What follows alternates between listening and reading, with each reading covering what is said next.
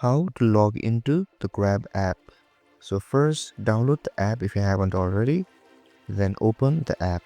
After opening the app for the first time, your home screen should look something like this. Here, you'll see two options on the bottom of your screen called Sign Up and Log In. Simply tap on the login button, which is located on the bottom right. Then you'll see three options pop up on your screen. Continue with Facebook, Google, or with your mobile number. I'll simply go ahead and continue with Google. Then after filling in my emails and my phone number, it will generate an OTP number. And after you fill it up, Grab app will now ask you to choose a name. Simply type in your name or any nicknames that you have, then tap on the next button. You can add a passkey if you want, but this is how you can log into the Grab app for the first time. If this video helped you, don't forget to like, share and subscribe.